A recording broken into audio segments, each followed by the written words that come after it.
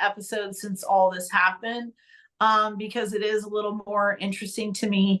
And also because, I've now met people involved in Bravo world, and I follow some people on Instagram, and I see all the stuff. And it's the first time in like 20 years since I started doing the type of work I do that I know anything about pop culture. Like my kids make fun of me because I don't know anything. I don't know any new songs unless it's a documentary or something like that. I'm not very aware, or legal cases. That's different too.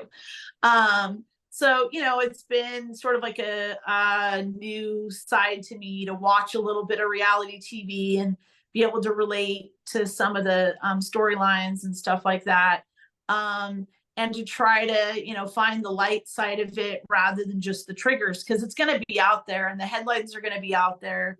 And there's going to be, stuff said that isn't true, which, when you're not, I've done a lot of media interviews in the sports world primarily. So it's not like I haven't been, put myself out there at all. I've had a, gang of trolls for years now that stalk me and tell me how fat or ugly I am every day and all that kind of good stuff.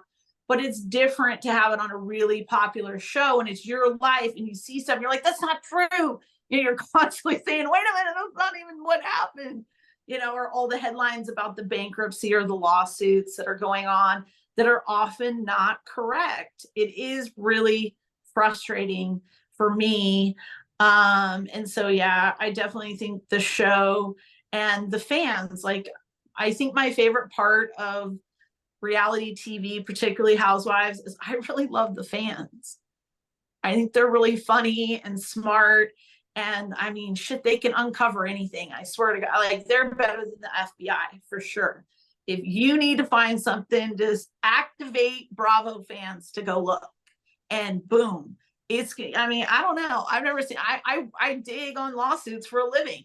I work with, private investigators and this whole different types of people that look for information for lawsuits, but ask a Bravo, account that does, is trying to be on the cutting edge of what's happening next in Bravo world, and they will find it in like 3 minutes. They will. And if they get into like a team or they don't like a particular housewife, they will dig and dig. People think, I mean, I just do this show. I don't remember anything. People come and they're like this and that. I'm like, yeah, I'm amazed with what people find. Exactly. They're like better than the FBI.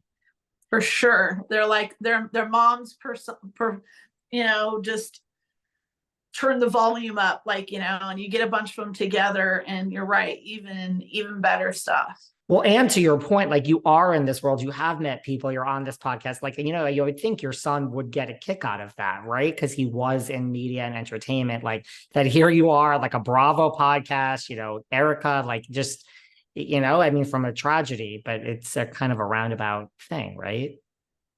Yeah, I did an interview about football right before he passed away, and I mentioned him. And most of my other interviews were about the NFL case or about cheerleading or gymnastics or dance or sort of like child rights. So it was the first time I'd really talked about him.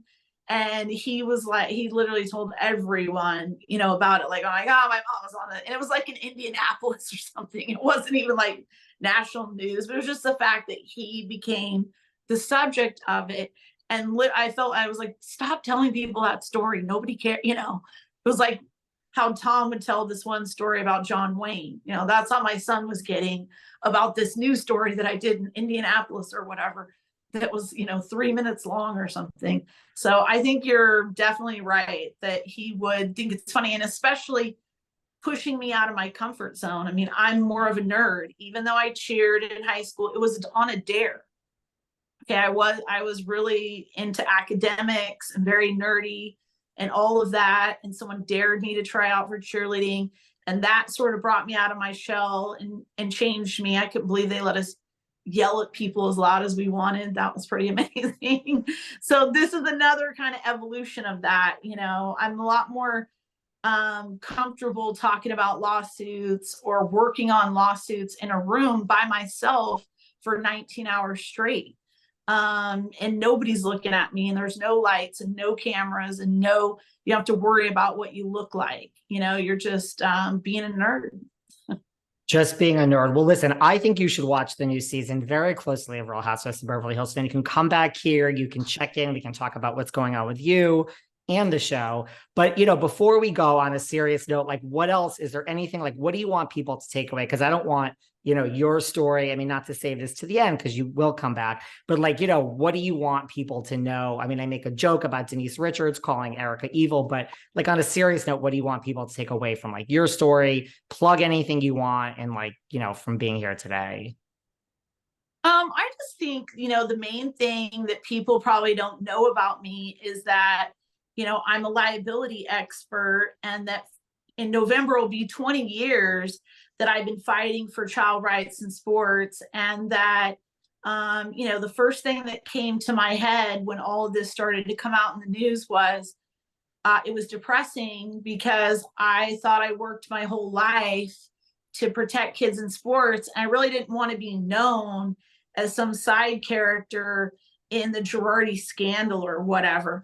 So I think when people think like it's some kind of it was some kind of badge of honor to be on any shows. I mean, it was one of the hardest things that I did was speaking out first on a podcast about what was going on with the whole, Girardi story before anyone else did.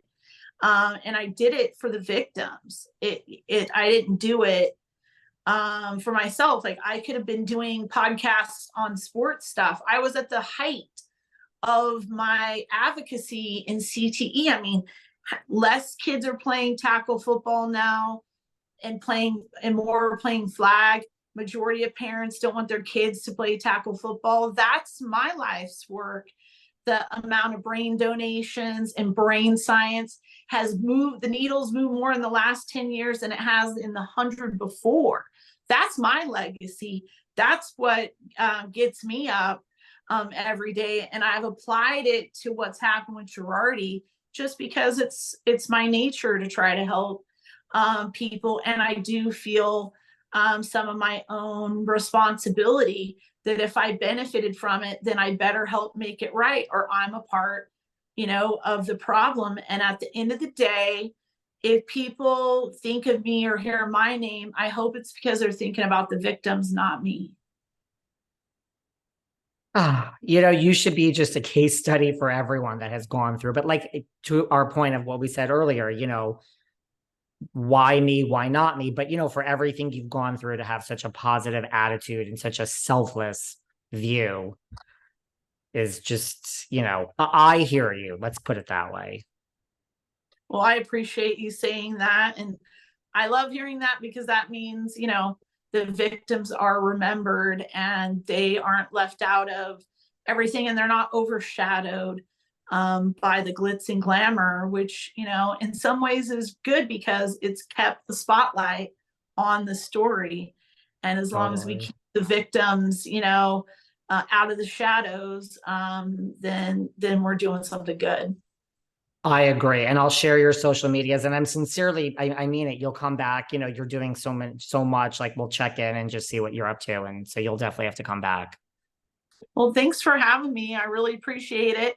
I'm glad that I finally was able to get my schedule worked out so I could do it. I wanted to, and I'll tag you when this comes out. And I can definitely tell you this will not be one episode. It will be a minimum of 2 episodes because we chatted. So thank you. Sorry to keep you. I love a multi-part episode, but I don't want to cut any of this out because I think, there's